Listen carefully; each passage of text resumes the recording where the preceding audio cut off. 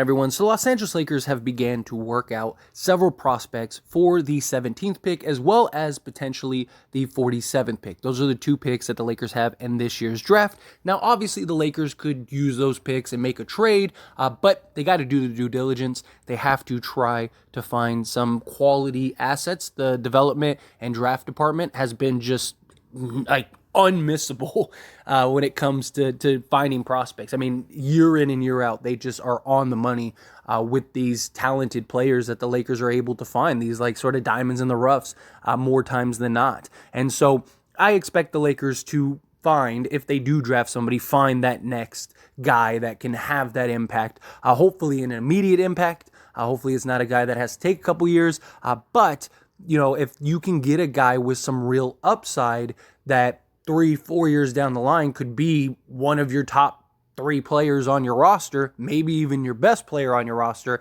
I think the Lakers need to do that. And that's where Leonard Miller comes in. Now, he was worked out by the Lakers. I briefly talked about him in that video where I went over all of the prospects that they had worked out recently. And Leonard Miller is probably my favorite out of everyone that they have worked out so far. 6'10", 7'2" wingspan. He is a guy that can impact both sides of the ball. Great defensively, great offensively, has good instincts, but he is a bit raw. He is a guy that is projected somewhere in the 15 to 25 range. He's definitely a first-round prospect, but he's a guy that has a lot of question marks and how well will he translate in the league. But he is a guy that has all the potential in the world to be a real impact player, 19 years old. He's from Canada.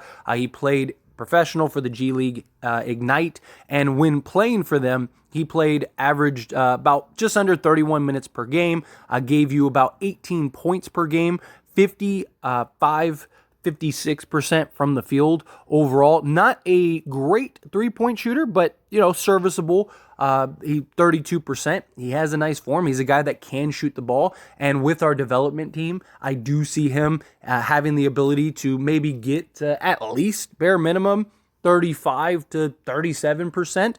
League average is 35%. So if he can just at least get to league average, having a 6'10" guy that is switchable, that has the ability to play multiple positions. Now, he's more of like a power forward, maybe even small forward, than he is a 6'10" center. He's capable of playing center, especially in today's NBA, but he's a guy that you're going to have. He's kind of more, in my opinion, more comparable to like a Michael Porter Jr., right? Michael Porter Jr.'s got 6'10" size, but he's not banging down low. He's not, he's more of a finesse perimeter guy. Now, Leonard Miller is a guy that is capable of banging down low. He is a guy that isn't just perimeter oriented, which I think he has the tools and intangibles to, again, be an impact guy on both sides of the ball. And that is why I really like his potential and his upside for this team. He also gives you a bit of playmaking. He was averaging about 2 assists per game, which again, for a guy that wasn't the primary guy and a guy that was playing 30 minutes and his objective was to put the ball on the deck and go score, to be able to give you that type of assist output was great. He averaged a steal and a block with 1.5 turnovers. So he's a guy that takes care of the ball.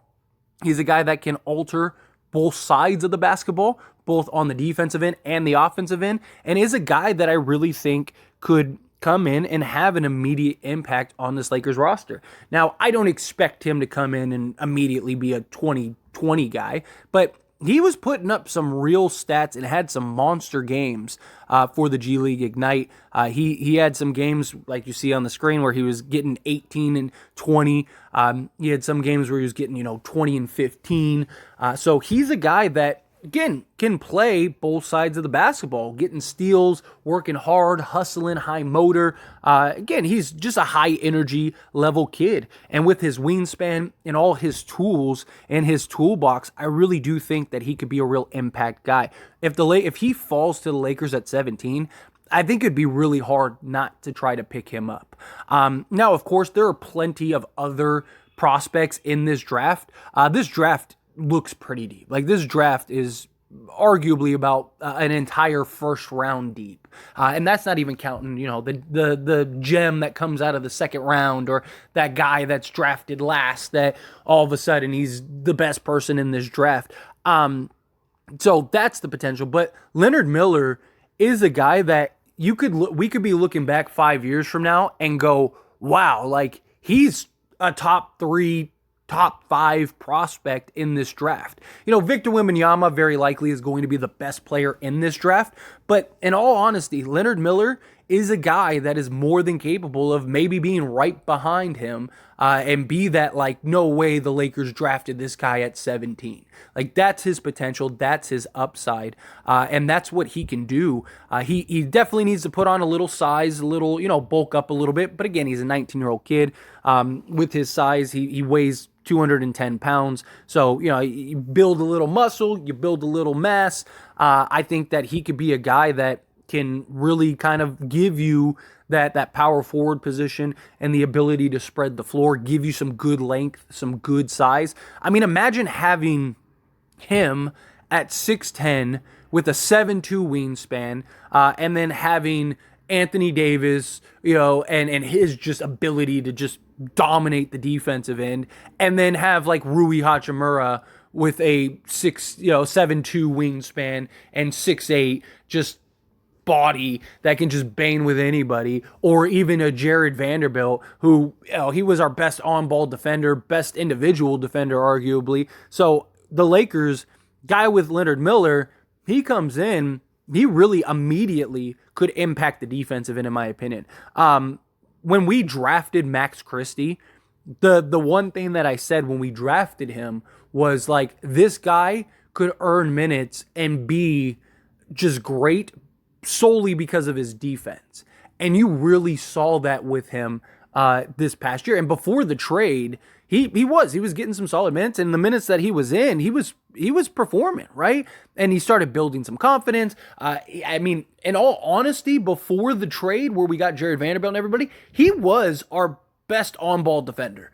Like, he was really good, had really great instincts. Leonard Miller is a little bit more raw than Max Christie and a little less disciplined, in my opinion, than Max Christie. But Leonard Miller has the ability, in my opinion, to, at the very least, come in and provide some quality minutes on the defensive end and give you, a couple points here and there, right? Like, he's a guy, if the Lakers draft him, he's coming in, he's probably getting, 10 minutes per game, and you're just looking for him to play some solid, just hard-nosed defense, be an energy guy, and knock down some open shots, right? LeBron James, D'Angelo Russell, if the Lakers end up trading for like a Kyrie or whomever, whatever they end up doing, assuming they don't trade the 17th pick in that deal. But, whatever our roster is shaping up to look like, the Lakers are going to have guys that are going to be able to distract and take away from Leonard Miller. So he's going to have opportunity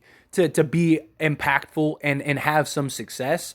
And he's got great size, which the Lakers need, right? Lakers need another perimeter defender, another big man that can just add some length. Again, we're not talking about, a Giannis here. We're talking about a guy that can, again, he's closer to a Michael Porter Jr. Type player than he is that, at least right now. Now, I do believe that he is more impactful in the interior. Like, he likes to play a bit back to the basket, square up, knock down in the elbow and the mid-range. So he is a guy that I do believe can put the ball on the deck and get to the hoop.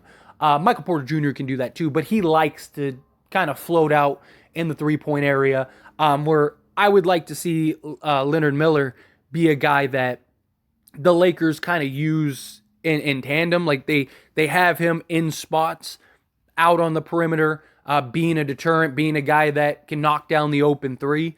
Again, look at what Phil Handy was able to do with Rui Hachimura in like a month's time, right? He was able to fix that little hitch, and Rui Hachimura was like lights out from three in the playoffs. I mean, he was like 60% from three in the playoffs. So, not saying that Leonard Miller's going to be that, but can he be a guy that can knock down the mid-range, have a little bit of a post game, give you a little bit of everything, block some shots, play alongside Anthony Davis, play in the place of Anthony Davis at times, be a guy that can just kind of impact both sides of the ball. I think he can do that. Again, he's had some monster games, 29 points, 14 rebounds, 4 blocks. And this wasn't like a super uncommon thing for him with the G League Ignite. Like, he was doing this on a regular basis. Now, obviously, the G League is not the NBA, but there's a lot of players that have come from the G League and have translated well to the NBA and have been very successful.